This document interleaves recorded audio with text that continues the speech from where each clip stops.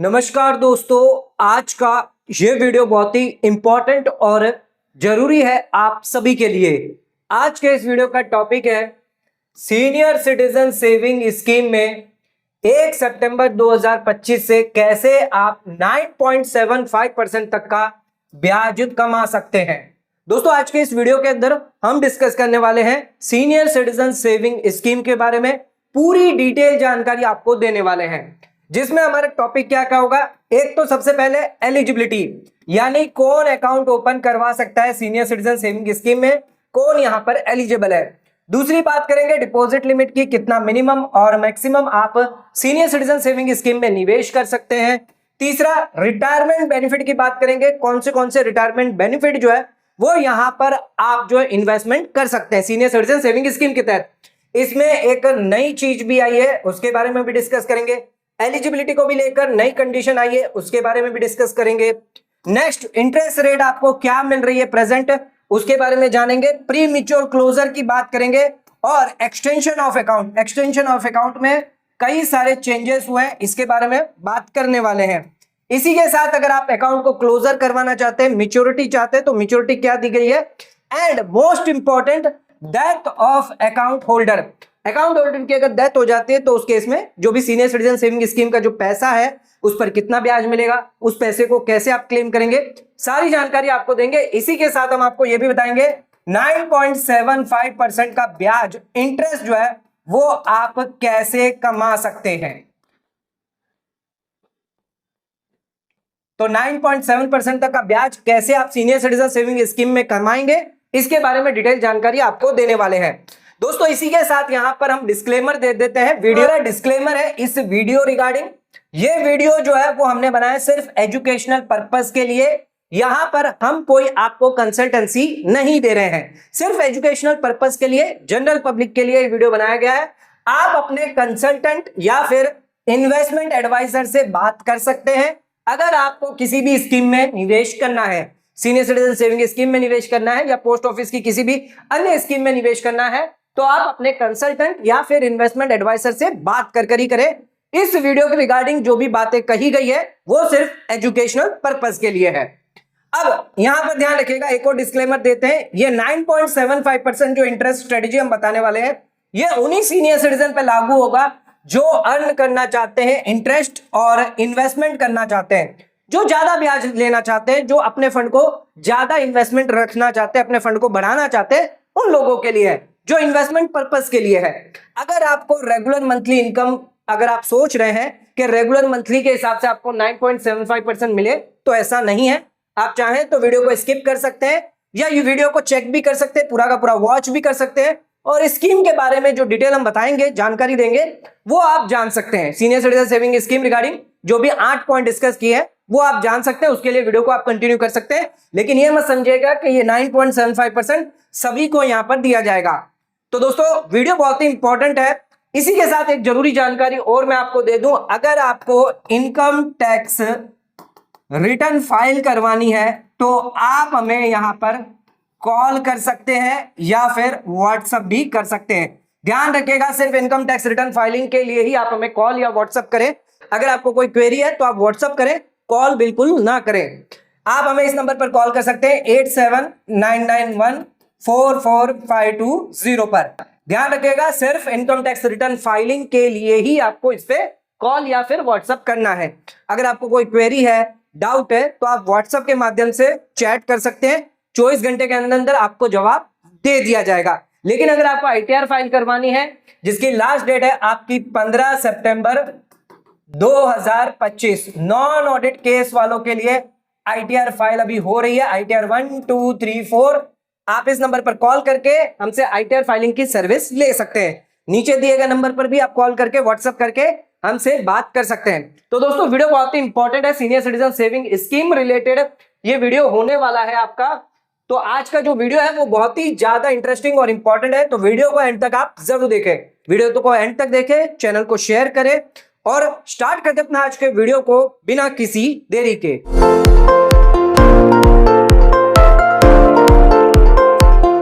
तो दोस्तों, आइए स्टार्ट करते अपना आज के वीडियो को और बात करते हैं सीनियर सिटीजन सेविंग स्कीम के बारे में। सबसे पहले बात करते हैं एलिजिबिलिटी क्राइटेरिया क्या है। अगर आप इन्वेस्टमेंट करना चाहते हैं सीनियर सिटीजन सेविंग स्कीम में, कौन यहां पर अप्लाई कर सकता है? ध्यान रखिएगा, यहां पर कुछ क्राइटेरिया दिया गया है। अगर आप रेसिडेंट इंडिविजुअल है और सिटीजन ऑफ इंडिया है, यानी अगर आप एनआरआई है, तो उस केस में सीनियर सिटीजन सेविंग स्कीम में आप निवेश नहीं कर सकते। अगर आपको निवेश करना है तो रेसिडेंट होना मैंडेटरी है और साथ ही साथ आपको सिटीजन ऑफ इंडिया का होना चाहिए। जो भी सीनियर सिटीजन जिसकी एज 60 साल या उससे ज्यादा है, वही यहां पर सीनियर सिटीजन सेविंग स्कीम में निवेश कर सकता है। अगर आपकी एज 60 से कम है तो उस केस में आप निवेश नहीं कर सकते। लेकिन यहां पर कुछ रिलैक्सेशन दिए गए हैं एज लिमिट को लेकर। अगर आप रिटायर्ड सिविलियन या फिर सिविलियन डिफेंस एम्प्लॉय है, तो उस केस में आप 55 से लेकर 60 की एज में भी इन्वेस्टमेंट कर सकते हैं सीनियर सिटीजन सेविंग स्कीम में। इसके अलावा अगर आप रिटायर्ड डिफेंस एम्प्लॉय है, तो आप 50 साल की एज के बाद, 50 साल या उसके बाद भी आप जो है इन्वेस्टमेंट कर सकते हैं। लेकिन यहां पर कंडीशन है, आपको 3 महीने के अंदर अंदर इन्वेस्टमेंट करना होगा जब आपको रिटायरमेंट बेनिफिट मिला हो। यानी आपको अगर पेंशन मिली है, प्रोविडेंट फंड मिला है, तो जो भी रिटायरमेंट बेनिफिट आपको मिला है, ये जैसे ही आपका रिटायरमेंट हुआ है, रिटायरमेंट बेनिफिट जैसे ही आपको मिला है, उसके 3 महीने के अंदर अंदर आपको यहां पर सीनियर सिटीजन सेविंग स्कीम में निवेश करना है। किन लोगों के लिए? जो लोग रिटायर्ड सिविलियन है या सिविलियन डिफेंस एम्प्लॉय है, और जो लोग रिटायर्ड डिफेंस एम्प्लॉय है, इन लोगों के लिए करना है। अदरवाइज जो नॉर्मल सीनियर सिटीजन है, उन लोगों के लिए कंडीशन नहीं है। अब यहां पर एक नया प्रोविजन जो है वो सरकार ने ऐड किया है स्पाउस को लेकर। अगर आप स्पाउस हो गवर्नमेंट एम्प्लॉय की, तो उस केस में यहां पर आप निवेश कर सकते हैं सीनियर सिटीजन सेविंग स्कीम में। अगर कोई विडो है तो वो भी यहां पर सीनियर सिटीजन सेविंग स्कीम में निवेश कर सकती है। कंडीशन क्या है? जो भी गवर्नमेंट एम्प्लॉय है, यानी जो भी उसका हस्बैंड है जो गवर्नमेंट एम्प्लॉय था, उसकी एज 50 साल या उससे ज्यादा होनी चाहिए। इसी के साथ उसकी जो डेथ है वो ड्यूरिंग ड्यूटी के टाइम हो गई, यानी वर्किंग के टाइम उनकी डेथ हो गई थी। एंड वो यहां पर जो गवर्नमेंट एम्प्लॉय है वो सेंट्रल गवर्नमेंट या स्टेट गवर्नमेंट के एम्प्लॉय होने चाहिए और उन्हें रिटायरमेंट बेनिफिट या डेथ कंपनसेशन जो है वो यहां पर मिला है। तो इस केस में ये कंडीशन अगर सेटिस्फाई होती है, तो जो स्पाउस होगी, जो विडो होगी, वो यहां पर इन्वेस्टमेंट कर सकती है सीनियर सिटीजन सेविंग स्कीम में। यहां पर ध्यान रखिएगा, स्पाउस की एज का क्राइटेरिया नहीं दिया गया, यानी स्पाउस अगर 60 से कम भी हुई तो भी यहां पर वो अकाउंट ओपन करवा सकती है। ये उन लोगों के लिए बेनिफिट दिया गया है जो सेंट्रल गवर्नमेंट, स्टेट गवर्नमेंट के एम्प्लॉय है, जिनकी डेथ हो जाती है और 50 से ज्यादा उनकी एज है, तो वो यहां पर इन्वेस्टमेंट कर सकते हैं। यानी उनके जो फैमिली मेंबर, उनकी जो स्पाउस है, वो यहां पर सीनियर सिटीजन सेविंग स्कीम में निवेश कर सकती है। अब लास्ट पॉइंट यहां पर इसमें एलिजिबिलिटी में है कि अकाउंट आप चाहे तो खुद इंडिविजुअल खोल सकते हैं या ज्वाइंटली आप अपने स्पाउस के साथ भी अकाउंट खुलवा सकते हैं। ध्यान रखिएगा, अगर आप स्पाउस के साथ अकाउंट खुलवाते हैं तो पूरा का पूरा डिपॉजिट, जितना भी आप डिपॉजिट करते हैं, मैक्सिमम आप 30 लाख रुपए तक कर सकते हैं। ये किसका माना जाएगा? फर्स्ट अकाउंट होल्डर का माना जाएगा, ना कि सेकंड अकाउंट होल्डर का। यहां पर आप क्लबिंग प्रोविजन का बेनिफिट ले सकते हैं। सेकंड होल्डर अगर हस्बैंड होता है तो फर्स्ट होल्डर आप अपने स्पाउस को रख सकते हैं। जहां पर हस्बैंड का अगर पूरा फंड है तो फर्स्ट होल्डर का वो फंड माना जाएगा और यहां पर क्लबिंग प्रोविजन अट्रैक्ट नहीं हो सकता।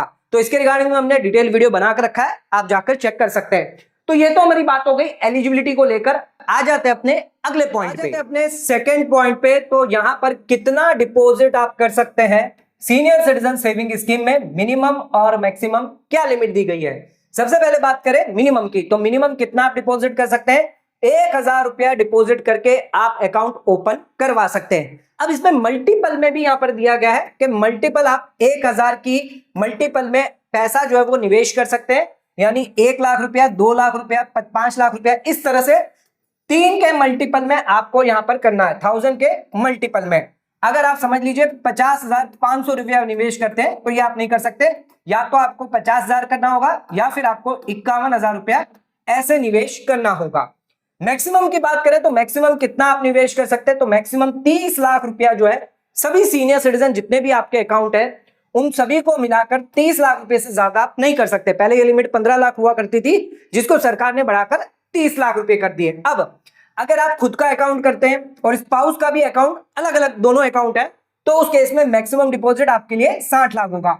सिंगल अकाउंट ईच के लिए, यानी सेल्फ का है आपका, उसमें 30 लाख की लिमिट है, स्पाउस का है तो उसमें भी आपको 30 लाख की लिमिट मिलेगी। टोटल आपको 60 लाख की लिमिट यहां पर मिल जाती है। अगर आप ज्वाइंट अकाउंट खुलवाते हैं, सेल्फ और स्पाउस का मिलाकर खुलवाते हैं, तो उस केस में 30 लाख की लिमिट रहेगी।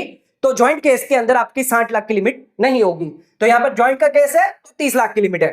तो अगर आपने एक्सेस डिपॉजिट कर दिया, मान लीजिए आपको 30 लाख करना था लेकिन आपने 40 लाख रुपया जमा कर दिया, तो बाकी का जो 10 लाख रुपया है ये आपको तुरंत यानी इमीडिएटली रिफंड कर दिया जाएगा। और जितने भी पीरियड के लिए जब से एक्सेस हुआ है, जब तक आपको रिफंड दिया गया है, इसके बीच में अगर समझ लीजिए 1 महीना रह गया है, तो ये इस 1 महीने का आपको 4% के हिसाब से ब्याज दिया जाएगा, ना कि सीनियर सिटीजन सेविंग रेट के हिसाब से आपको ब्याज नहीं मिलेगा। तो जो भी एक्सेस डिपॉजिट आप करते हैं, तो एक्सेस डिपॉजिट अगर पड़ा हुआ है तो उस पर 4% पोस्ट ऑफिस रेट के हिसाब से ब्याज आपको दिया जाएगा। नेक्स्ट, इन्वेस्टमेंट अगर आप करते हैं 1.5 लाख रुपए तक का एटीसी में बेनिफिट मिल जाता है ओल्ड टैक्स रिजीम में। ये आपको हर साल दिया जाएगा।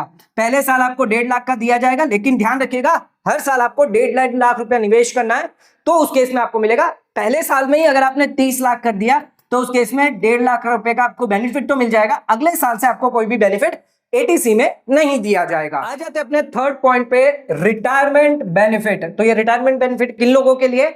जो लोग रिटायर्ड एम्प्लॉय है वो यहां पर निवेश कर सकते हैं। 3 महीने के अंदर अंदर उन्हें यहां पर निवेश करना होता है, जो भी रिटायर्ड एम्प्लॉय है या फिर जो स्पाउस है जिसके हस्बैंड की डेथ हो जाती है इन हार्नेस में, वो यहां पर निवेश कर सकते हैं। अब क्या क्या रिटायरमेंट बेनिफिट है ये देख लेते हैं। तो यहां पर अगर आपको प्रोविडेंट फंड मिला है, या रिटायरमेंट सुपर एनुएशन फंड मिला, या डेथ ग्रेच्युटी मिली है, पेंशन मिली है कम्यूटेड यानी लमसम पैसा अगर आपको मिला है, कैश इक्विवेलेंट लीव मिली है, या फिर अगर saving element related group saving link insurance scheme के तहत यहां पर आपके एम्प्लॉयर ने ऑन रिटायरमेंट पे पैसा इन्वेस्टमेंट जो किया है वो आपको मिला है, रिटायरमेंट क्यों विड्रॉल बेनिफिट आपको मिला है एम्प्लॉय फैमिली पेंशन स्कीम के तहत, या फिर आपको एक्स ग्रेटिया पेमेंट मिली है वॉलंटरी स्कीम के तहत, या फिर स्पेशल वॉलंटरी रिटायरमेंट स्कीम के तहत। और लास्ट ये नया ऐड यहां पर किया गया है, स्पाउस के लिए किया गया जिसके एम्प्लॉय की यानी डेथ हो जाती है इन हार्नेस में, उन लोगों के लिए।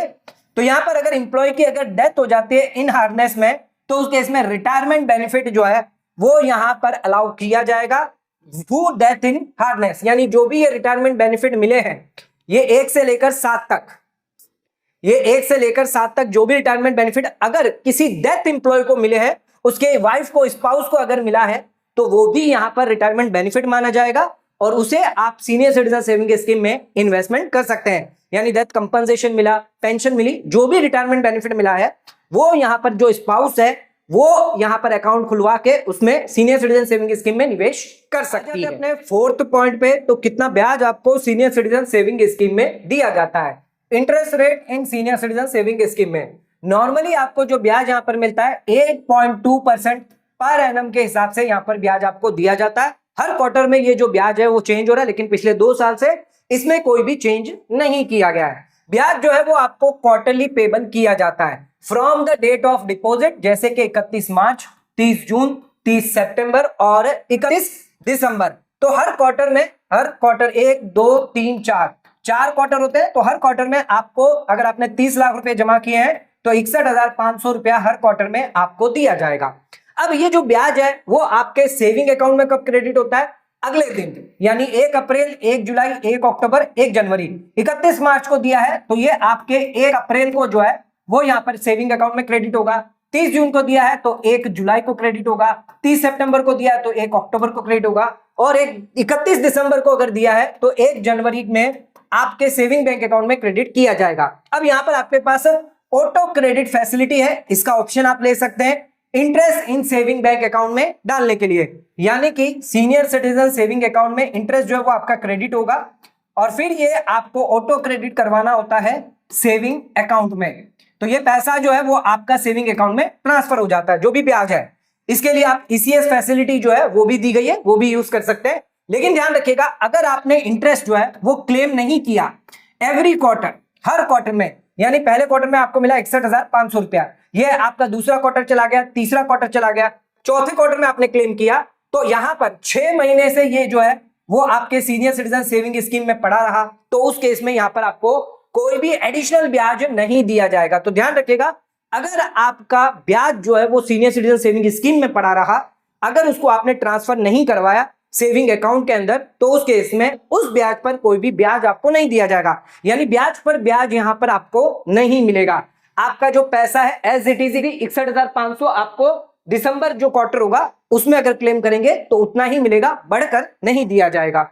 इसके अलावा अगर टीडीएस की बात करें तो टोटल इंटरेस्ट ध्यान रखिएगा, चाहे आपका एफडी अकाउंट हो, कोई भी अकाउंट हो पोस्ट ऑफिस में, और सीनियर सिटीजन अकाउंट है, अगर लिमिट से ज्यादा हुआ पूरे साल में तो आपका टीडीएस भी डिडक्ट कर लिया जाएगा। 194A के अंदर @10% का आपका टीडीएस जो है वो डिडक्ट किया जाएगा। फाइनेंशियल ईयर 25-26 की अगर बात करें तो टीडीएस की लिमिट है 1 लाख रुपया। 1 लाख से ज्यादा अगर आपको इंटरेस्ट दिया जा रहा है तो उस केस में आपका टीडीएस डिडक्ट कर लिया जाएगा। लेकिन अगर आपको टीडीएस डिडक्ट नहीं करवाना है तो उस केस में आप फॉर्म 15G 15H भर सकते हैं, और उसके लिए लिमिट दी गई है 12 लाख रुपए की। फाइनेंशियल ईयर 25-26 में जो भी सीनियर सिटीजन है, सुपर सीनियर सिटीजन है, उन लोगों के लिए 12 लाख की लिमिट है। आपका टीडीएस बिल्कुल भी नहीं डिडक्ट होगा, लेकिन आपको फॉर्म 15G या 15H जो है वो जमा करना पड़ेगा। अगर यहां पर आप 1 लाख से ज्यादा अगर आपका ब्याज जाता है तो 1 लाख के अंदर है तो कोई जरूरत नहीं है आपको 15G 15H देने की। अपने 5th पॉइंट पे premature closure of senior citizen saving scheme. Senior citizen saving scheme में आपने 5 साल के लिए निवेश किया, लेकिन 5 साल से पहले ही अगर आप पैसा विड्रॉ करना चाहते हैं तो उसके लिए क्या पेनल्टी यहां पर दी गई है। अगर आप अकाउंट क्लोज करते हैं बिफोर 1 ईयर, 1 साल से पहले ही अगर आप पैसा विड्रॉ कर लेते हैं तो उसके इसमें कोई भी ब्याज आपको नहीं दिया जाएगा। एग्जाम्पल के तौर पर अगर आपने 10 महीने के अंदर पैसा जो विड्रॉ कर दिया, 8.2% आपको ब्याज मिल रहा है, 30 लाख रुपए आपने जमा किए थे, तो ध्यान रखिएगा आपका 2,05,000 रुपया जो आपको ब्याज मिलने वाला था वो आपको नहीं दिया जाएगा। एक बहुत बड़ा ड्रॉबैक है जो सीनियर सिटीजन सेविंग स्कीम में, यहां पर जो है आपका इंटरेस्ट लॉस हो जाता है। सरकार को यहां पर इसमें चेंज करना चाहिए। नो इंटरेस्ट के बदले यहां पर आप 1 से 2% जो है वो डिडक्ट जरूर कर ले, लेकिन इंटरेस्ट जरूर दे दें। तो यहां पर 2,05,000 रुपया जो है पूरा का पूरा इंटरेस्ट आपका जो है 1 रुपया भी आपको नहीं दिया जाएगा अगर आपने 1 साल से पहले पैसा विड्रॉ कर दिया। अगर आप अकाउंट क्लोज करते हैं 1 साल के बाद लेकिन 2 साल से पहले, तो उस केस में 1.5% जो है वो डिडक्ट किया जाएगा आपके डिपॉजिट से। मान लीजिए आपने 30 लाख रुपया जमा किए थे, तो इसमें 1.5% यानी 45,000 रुपया डिडक्ट करके बाकी का जो पैसा है बैलेंस वो आपको दे दिया जाएगा। तो यहां पर आप देख सकते हैं कंडीशन बहुत ही सिंपल है, 1.5% सिर्फ आपका डिडक्ट किया जाएगा, बाकी का पैसा दे दिया जाएगा। तो सरकार यहां पर नहीं चाहती कि कोई भी सीनियर सिटीजन सेविंग स्कीम में 1 साल से पहले विड्रॉ करे, इस वजह से यहां पर हार्ड कंडीशन रखी हुई है। अगर आप अकाउंट क्लोज करते हैं 2 साल के बाद और 5 साल से पहले, 5 साल की यहां पर आपकी मैच्योरिटी होती है, तो उस केस में 1% जो है वो डिडक्ट किया जाएगा आपके डिपॉजिट से। तो 30 लाख रुपए अगर आपने निवेश किया है तो 1% यानी 30,000 रुपया डिडक्ट करके बाकी का जो पैसा है यानी 29,70,000 रुपया जो है वो वापस आपको दे दिया जाएगा। अब बात करते हैं यहां पर एक्सटेंडेड अकाउंट की। ध्यान रखिएगा आपने 1 से लेकर 5 साल के बीच में अगर कभी भी विड्रॉ किया है तो ब्याज तो आपको 8.2% पूरा का पूरा मिलेगा, ब्याज आपको मिलेगा, लेकिन सिर्फ यहां पर 1.5% डिडक्ट होगा 45,000 रुपया, और यहां पर मैक्सिमम डिडक्ट होगा आपका 30,000 रुपया। नेक्स्ट, अगर आपका एक्सटेंडेड अकाउंट है, 5 साल के बाद भी आपने अकाउंट को एक्सटेंड किया है, तो उस केस में अगर एक्सटेंडेड अकाउंट को आपने 1 साल से पहले यानी 5 से लेकर 6 साल के बीच में अगर आपने पैसा जो है विड्रॉ कर दिया तो 1% जो है वो आपका डिपॉजिट डिडक्ट हो जाएगा। यानी यहां पर भी आपका 30,000 रुपया जो है वो डिडक्ट होगा, लेकिन 8.2% का ब्याज पूरा का पूरा आपको मिलेगा। इन 3 केस के अंदर जो सेकंड, थर्ड, फोर्थ केस है, इनमें यहां पर आपके डिपॉजिट में से पैसा डिडक्ट किया जाएगा, लेकिन इंटरेस्ट जो है वो आपको 8.2% 100% दिया जाएगा, ये ध्यान रखिएगा। लेकिन फर्स्ट केस के अंदर आपको कोई भी ब्याज नहीं दिया जाएगा। आ जाते हैं अपने 6th पॉइंट पे, extension of senior citizen account. इसमें भी यहां पर चेंज किया गया है। ध्यान रखिएगा, अब आप अकाउंट जो है वो कितने भी नंबर ऑफ टाइम एक्सटेंड करवा सकते हैं। पहले सिर्फ आप एक बार ही अकाउंट को एक्सटेंड करवा सकते थे, यानी 5 साल की आपकी मैच्योरिटी होती थी प्लस 3 साल के लिए ये 1 टाइम एक्सटेंशन आप कर सकते थे। लेकिन अब 5 साल की मैच्योरिटी के बाद आप 3 साल के लिए 3 साल 3 साल 3 साल, 1 बार 2 बार 3 बार, ऐसे n नंबर ऑफ टाइम्स आप अकाउंट को एक्सटेंड करवा सकते हैं। ब्लॉक पीरियड क्या होगा, 3 साल का होगा। और अकाउंट कब एक्सटेंड करवाना है ये भी ध्यान रखिएगा, विद इन 1 ईयर, 1 साल के अंदर अंदर, यानी 5 साल की आपकी मैच्योरिटी आई, अब 6 साल का यहां पर रहेगा, तो इसे 1 साल के अंदर अंदर आपको अकाउंट एक्सटेंड करवाना है 3 साल के लिए। यानी ये हो जाएगा आपका 8 साल का। यानी अगर आप 5 से 8 साल करवाना चाहते हैं तो उस केस में एक्सटेंड आपको कब करवाना होगा? 5 से लेकर 6 साल के बीच में एक्सटेंड अकाउंट करवाना होगा।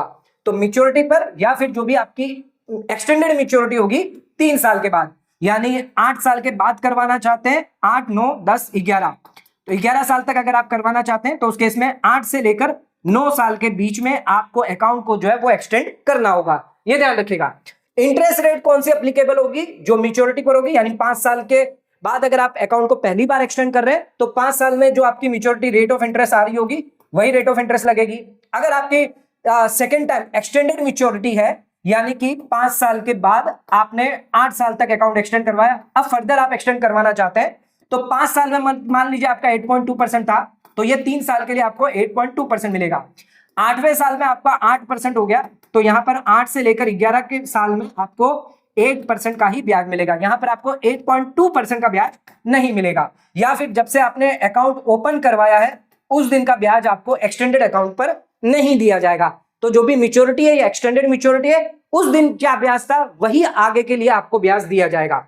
अब ध्यान रखिएगा, इसमें अगर आपने एक्सटेंड अकाउंट करवाया और 1 साल से पहले पैसा विड्रॉ कर दिया तो 1% आपका डिडक्ट हो जाएगा, यानी मैक्सिमम 30,000 रुपया आपको डिडक्ट करके बाकी का पैसा जो है वो आपको डिपॉजिट दे दिया जाएगा। तो ध्यान रखिएगा, एक्सटेंड अकाउंट अब आप कितने भी नंबर ऑफ टाइम कर सकते हैं, n नंबर टाइम कर सकते हैं 3-3 साल के लिए। पहले एक बार ही अलाउ था, अब कितने भी नंबर ऑफ टाइम्स आप कर सकते हैं, कोई रिस्ट्रिक्शन नहीं है। आप चाहें तो 5 साल के बाद एक्सटेंड कर सकते हैं या 5 साल के बाद अकाउंट को क्लोज करके वापस नया अकाउंट भी खुलवा सकते हैं। अपने 7 पॉइंट पे, तो closure of senior citizen account, तो 5 साल की यहां पर मैच्योरिटी पीरियड दिया गया है, यानी आप अकाउंट को जो है सीनियर सिटीजन सेविंग स्कीम में आप अकाउंट ओपन करवाते हैं। ओपन करवाने के बाद 5 साल के बाद आपकी मैच्योरिटी यहां पर आ जाएगी। 5 साल के बाद आप चाहें तो इसको फर्दर एक्सटेंड करवा सकते हैं। एक्सटेंड करने के लिए हमने नियम आपको बता दिया, n नंबर ऑफ टाइम कर सकते हैं, 3 साल का जो है वो आप एक्सटेंशन कर सकते हैं। ये आपका पहला एक्सटेंशन, ये आपका दूसरा एक्सटेंशन, ऐसे n नंबर ऑफ टाइम आप एक्सटेंशन करवा सकते हैं। ध्यान रखिएगा, अगर आपने अकाउंट को क्लोज कर दिया, बंद कर दिया, यानी आपने एक्सटेंशन नहीं करवाया, अब आपने बंद कर दिया है, अब जो नया अकाउंट आप खुलवाएंगे, ओपन करेंगे अगेन, याद रखिएगा यहां पर मैक्सिमम डिपॉजिट लिमिट 30 लाख ही रहेगी। मान लीजिए यहां पर आपने 30 लाख रुपए जमा करे थे, अब आपने अकाउंट को क्लोज करवा दिया, अब आप नया अकाउंट खुलवाना चाहते हैं, न्यू अकाउंट, तो ऐसा नहीं है कि पुराना जो डिपॉजिट है वो डाल दिया 30 लाख रुपए प्लस आपने नया डिपॉजिट वो डाल दिया 30 लाख रुपए, ये नहीं चलेगा। मैक्सिमम लिमिट आपकी 30 लाख की है, तो नए अकाउंट में भी 30 लाख की ही रहेगी। नया अकाउंट हो, एक्सटेंडेड अकाउंट हो, सभी में आपकी लिमिट 30 लाख से ज्यादा नहीं होने वाली है। आ जाते अपने 8 पॉइंट पे, जो बहुत ही इंपॉर्टेंट है। अगर डेथ हो जाती है अकाउंट होल्डर की तो उस केस में जो भी डिपॉजिट है सीनियर सिटीजन सेविंग स्कीम में किसको दिया जाएगा और कितना ब्याज आपको इस केस में मिलेगा। अगर अकाउंट होल्डर की डेथ हो जाती है बिफोर मैच्योरिटी और एक्सटेंडेड मैच्योरिटी, 5 साल से पहले डेथ हो गई या अपने अकाउंट को एक्सटेंड करवाया था 8 साल के बाद, तो 8 साल से पहले ही उनकी डेथ हो गई, या तो 5 साल से पहले हुई या 8 साल से पहले हुई, तो उस केस में अकाउंट को जो है वो क्लोज कर दिया जाएगा। जो भी नॉमिनी है, लीगल हायर है, उनको पैसा दे दिया जाएगा। उसके लिए आपको फॉर्म 3 जो है वो एप्लीकेशन करनी होगी। अब ब्याज कितना मिलेगा, तो डेथ तक, जब तक डेथ हुई है उस केस में सीनियर सिटीजन रेट के हिसाब से ब्याज दिया जाएगा, और डेथ के बाद from the date of death जब तक अकाउंट फाइनल क्लोज नहीं होता तो उस केस में 4% जो है पोस्ट ऑफिस रेट के हिसाब से ब्याज दिया जाएगा। तो समझिएगा कि यहां पर अगर डेथ हो जाती है तो ये हो गया, आपकी डेथ हो गई, तो डेथ से पहले जो है बिफोर जो है वो 8.2% और डेथ के बाद जब तक अकाउंट क्लोज नहीं हो जाता तब तक आपको 4% का ब्याज दिया जाएगा। अब कुछ स्पेशल केस है, अगर स्पाउस कंटिन्यू रखना चाहती है सीनियर सिटीजन अकाउंट को, यानी अकाउंट को क्लोज नहीं करना चाहती, कंटिन्यू रखना चाहती है, तो यहां पर अगर ज्वाइंट अकाउंट था, जो अकाउंट होल्डर था उसने ज्वाइंट अकाउंट खुलवाया था अपनी स्पाउस के साथ, या फिर स्पाउस खुद से अकाउंट जो है वो कंटिन्यू रखना चाहती है एज ए नॉमिनी, तो उस केस में अगर स्पाउस जो है वो चूज करती है कंटिन्यू रखने के लिए, तो उस केस में सीनियर सिटीजन सेविंग अकाउंट को बिना क्लोज किए हुए, यानी मैच्योरिटी तक पैसा जो है वो सीनियर सिटीजन अकाउंट में रहेगा एज ए नॉमिनी, या जॉइंट होल्डर जो है वो कंटिन्यू रखने वाली है, तो उस केस में उसे एलिजिबल होना जरूरी है सीनियर सिटीजन सेविंग स्कीम के तहत। अब एलिजिबिलिटी क्राइटेरिया क्या है, उसकी एज मस्ट बी 60 साल या उससे ज्यादा होनी चाहिए। कब से? Date of death of account holder, जब से अकाउंट होल्डर की डेथ हुई है उसके बाद अगर वो कंटिन्यू रखना चाहती है तो उसकी एज जो है वो 60 साल या उससे ज्यादा होनी चाहिए। अब यहां पर account continue on same terms and condition में होगा, यानी कि यहां पर जो अकाउंट कंटिन्यू करेगी जो भी स्पाउस है सीनियर सिटीजन का जिसकी डेथ हो गई है, तो उस केस में यहां पर उसे सीनियर सिटीजन सेविंग रेट के हिसाब से ब्याज दिया जाएगा, ना कि पोस्ट ऑफिस सेविंग रेट के हिसाब से ब्याज आपको दिया जाएगा। तो ध्यान रखिएगा, पोस्ट ऑफिस रेट के हिसाब से ब्याज आपको कब मिलेगा? अगर आप अकाउंट को क्लोज करते हैं और यहां पर नॉमिनी और लीगल हायर पैसा जो है वो ले लेते हैं, तो उस केस में आपको पोस्ट ऑफिस रेट के हिसाब से दिया जाएगा। अगर स्पाउस कंटिन्यू रखना चाहती है तो उस केस में यहां पर उसे 8.2% का ही ब्याज मिलेगा आफ्टर डेथ के बाद। तो डेथ के बाद भी टिल मैच्योरिटी तक, जब तक मैच्योरिटी नहीं आती, 8.2% का ही ब्याज यहां पर जो है वो स्पाउस को दिया जाएगा। कई पिछले वीडियो में हमने यहां पर बताया था कि आपको 4% का ब्याज मिलेगा पोस्ट ऑफिस सेविंग रेट के हिसाब से, तो ऐसा नहीं है। यहां पर ध्यान रखिएगा, जो भी स्पाउस है अगर वो कंटिन्यू रखती है अकाउंट को टिल मैच्योरिटी तक तो 8.2% ब्याज दिया जाएगा। अगर क्लोज कर दिया जाता है अकाउंट, तो क्लोज करने के बाद जब तक फाइनली क्लोज नहीं होता तो डेथ के बाद यहां पर आपको 4% मिलेगा, लेकिन इस केस में आपको 8.2% का ही ब्याज दिया जाएगा। आइए अब जानते हैं 9.75% ब्याज आप कैसे कमा सकते हैं सीनियर सिटीजन सेविंग स्कीम से। How to get interest 9.75%। तो अगर आप इन्वेस्टमेंट करते हैं 30 लाख रुपए सीनियर सिटीजन सेविंग अकाउंट की स्कीम में 5 साल के लिए 8.2% रेट के हिसाब से, तो 5 साल में आपको टोटल इंटरेस्ट कितना दिया जाएगा? 12,30,000 रुपया जो है 5 साल में आपको दिया जाएगा। क्वार्टरली की अगर बात करें तो 61,500 क्वार्टरली पैसा आपको दिया जाएगा, यानी साल में आपको 2,46,000। महीने की बात करें तो 20,500, क्वार्टरली की बात करें तो 61,500। अब आपको यहां पर क्या करना है, अगर आप मंथली रेगुलर इनकम चाहते हैं तो ये क्वार्टरली जो पैसा है वो आप विड्रॉ कर सकते हैं सेविंग अकाउंट के अंदर, और वहां से आप जो खर्चा कर सकते हैं। लेकिन अगर आपको इन्वेस्टमेंट करना है तो जैसे ही पैसा यहां पर आपका क्रेडिट होगा, इसको आप इन्वेस्ट कर दीजिए आरडी स्कीम में। तो आरडी स्कीम में आपको ज्यादा ब्याज मिल जाता है 6.7%। तो अगर आप इन्वेस्टमेंट करते हैं मंथली 20,500, यानी 61,500 का आपको 3 भाग कर देना, तो 20,500 आपको हर महीने करना है 5 साल के लिए आरडी स्कीम में, जहां पर आपको 6.7% का ब्याज मिलता है। लेकिन ध्यान रखिएगा, पहली 2 इंस्टॉलमेंट आपको अपने जेब से देनी होगी, क्योंकि यहां पर ध्यान रखिएगा आपको 30 जून को, समझ लीजिए 30 जून को अगर आपको क्वार्टर में पैसा मिला है 61,500, तो पहला और दूसरा क्वार्टर तो आप अपनी जेब से दे देंगे। तीसरे क्वार्टर में आपके पास पैसा होगा तो इसमें से आप 20,500 दे दीजिए, बाकी का जो बैलेंस है वो आगे की किस्त आप देते जाएंगे। तो फिर आपका जो कंटिन्यू है वो 20,500 रुपए जो है वो कंटिन्यू रहेगा। टोटल डिपॉजिट आपने आरडी में कितना किया? 12,30,000 रुपए, क्योंकि जो भी ब्याज आपको मिला था यही आपने इन्वेस्टमेंट किया है। अब इसमें आरडी में आपको कितना ब्याज मिला? 2,33,000 का ब्याज आपको आरडी स्कीम जो है वो जनरेट करके दे रही है। टोटल ब्याज कितना हुआ सीनियर सिटीजन सेविंग स्कीम का प्लस आरडी स्कीम का? तो 12,30,000 तो आपका सीनियर सिटीजन सेविंग स्कीम का हुआ, और 2,33,000 रुपया जो है वो आपका आरडी स्कीम से हुआ। टोटल ब्याज हुआ 14,63,000 5 साल में, यानी 5 साल में आपको 14,63,000 का ब्याज मिला है। अब ये इफेक्टिव रेट निकालने के लिए जो भी ये ब्याज आपको मिला है 14,63,000, इसको 5 साल से हम डिवाइड करेंगे, हमें लाना होगा इसको 1 साल में। तो 1 साल में कितना मिल रहा है? 2,92,600 का ब्याज मिल रहा है। हमने कैपिटल कितना लगाया था? 30 लाख रुपए। 30 लाख रुपए इससे डिवाइड करेंगे तो आपकी रेट ऑफ इंटरेस्ट निकल कर आएगी 9.75%। तो ध्यान रखिएगा, अगर आप सीनियर सिटीजन सेविंग स्कीम में निवेश करते हैं प्लस आरडी में भी अगर निवेश करते हैं, यानी इसका जो भी ब्याज आपको मिलता है सीनियर सिटीजन सेविंग स्कीम का, उसका आपको मंथली ब्याज जो है वो यहां पर आरडी में निवेश कर देना है। तो इस केस में आपको 9.75% का ब्याज मिल जाएगा। सीनियर सिटीजन सेविंग स्कीम में वैसे आपको 8.2% का मिल रहा है, और यहां पर आपको 6.70% का मिलेगा। इफेक्टिव अगर देखेंगे तो आपको यहां पर इफेक्टिव रेट ऑफ इंटरेस्ट जो है वो 9.75% निकल कर आती है। तो 9.75% तक का ब्याज आप कमा सकते हैं, यानी एक्स्ट्रा 2,33,000 रुपया जो है वो आप जनरेट कर सकते हैं। तो ध्यान रखिएगा, सीनियर सिटीजन सेविंग स्कीम में रहते हुए भी आप एक्स्ट्रा ब्याज कमा सकते हैं, यानी कि यहां पर आपकी सेफ्टी रिस्क 0 है। नो रिस्क के साथ आप यहां पर 9.75% ब्याज कमा सकते हैं। एक्स्ट्रा इंटरेस्ट आप 2,33,000 का कमा सकते हैं। रिस्क यहां पर नहीं है, गवर्नमेंट की स्कीम है, तो गवर्नमेंट यहां पर गारंटेड रहती है। आपका डिपॉजिट, आपका ब्याज सभी यहां पर जो है वो 100% आपको दिया जाता है। तो दोस्तों सीनियर सिटीजन सेविंग स्कीम में आप अगर इन्वेस्टमेंट करना चाहते हैं तो 9.75% तक का ब्याज आप 1 सितंबर के बाद अगर निवेश करते हैं तो कमा सकते हैं। तो दोस्तों आज का वीडियो अगर आपको कैसा लगा नीचे कमेंट करके जरूर बताइए। वीडियो पसंद आए तो वीडियो को लाइक शेयर सब्सक्राइब करना ना भूलें। वीडियो को ज्यादा ज्यादा शेयर करें ताकि और लोगों तक इसकी नॉलेज पहुंच सके। आज का वीडियो खत्म करते हैं। धन्यवाद।